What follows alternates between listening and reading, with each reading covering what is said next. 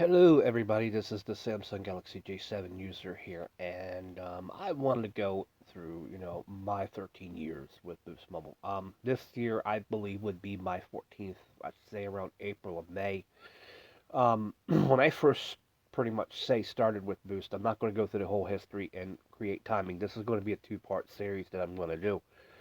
Um, that um,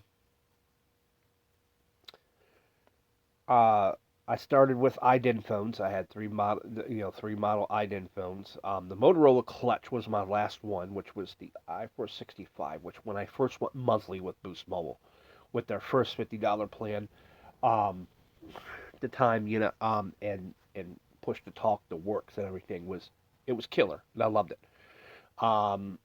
My first Sprint model phone was the Samsung C. Now I'm not going to go through the history of all the phones I've had, but truth be told, to anybody, I could say ZTE products, except for the ZTE Force or Boost Force, which I have a product review on, a speed test I think I did, couple, on my page, was the only phone that I ever enjoyed being with. The ZTE Speed and the ZTE Warp, I think, were pretty much designed back to back, and they just released the ZTE Speed later. I mean, there was so many faults with both of those phones, it was ridiculous. But anyways, getting in, I'm breaking this into two parts, like I said, but I'm breaking this first video down into two parts as well, coverage and customer care.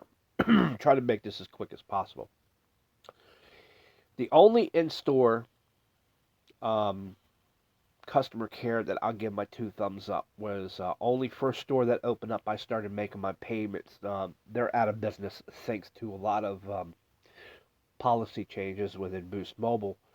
Was Cellrite. They retailed Boost, um, Virgin, T-Mobile, Red Pocket, and some others, but primarily they had a lot of Boost customers. And I always made my payments there. I've always got my accessories there. I never bought my phones through them because um, and I never had them do any other services except for what I just really wanted, making my payments and stuff like that.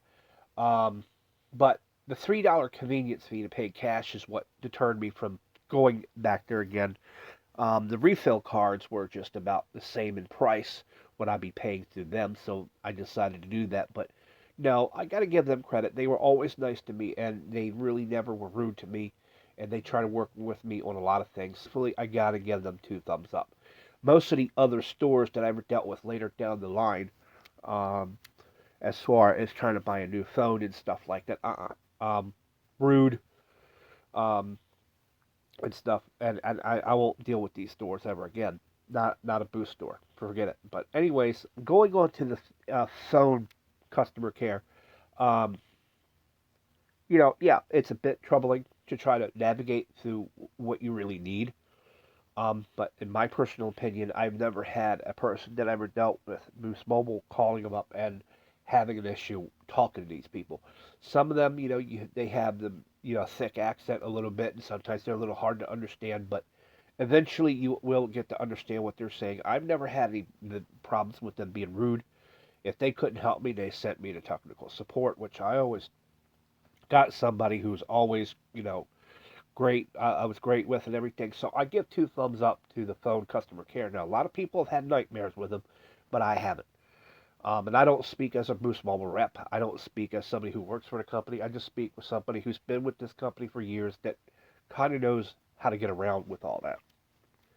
Anyways, as far as coverage, now everybody knows Boost Mobile uses Sprint towers, and Sprint exactly isn't top of the line shit. Not like you might as well say like AT&T Verizon type, and now AT Mobile, but um, that where I live at, I get a subtle amount of data for what I need, and I'm not waiting forever for downloads.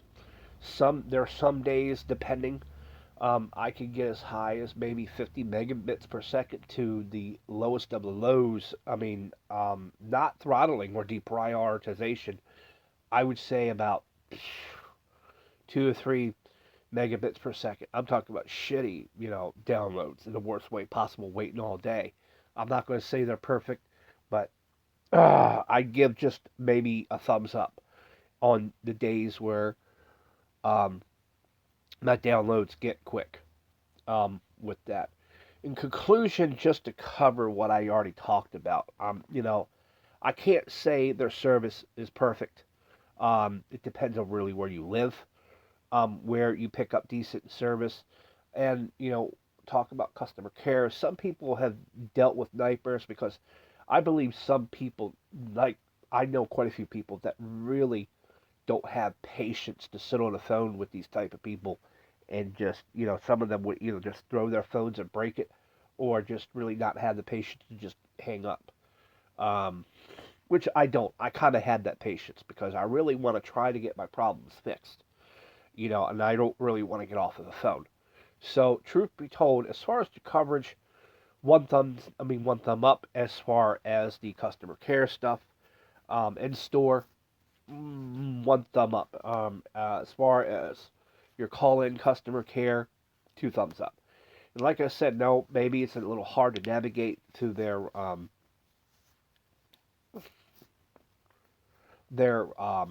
phone menu to where you need to get. But on the other hand, though, I can't complain. Like I said, I have no complaints about the company, really. I mean, they, should have had a better idea a while back ago about maybe this, a company they needed to really attach themselves with for better service, um, technology, the kind of phones being offered, blah, blah, blah. But I guess their choice was to go with Nextel, then Sprint bought them out, then so forth, so forth. There we are. Um, that's pretty much what I have to say on that part. There's going to be a part two where I kind of talk about my personal feelings about, the future of uh, Sprint. And I'm not sure if I'm going to cover the part two tonight. Maybe I will, but yeah, I will. I ain't got that much. I got time on my hands. Anyways, I want to thank everybody for listening to my part one. Um, get to my part two about how I feel about the company in general and the um, service. That what's going to happen. When the whole entire merger happens. In my opinion, not as somebody who has the general expertise in that area. So, anyways, peace out.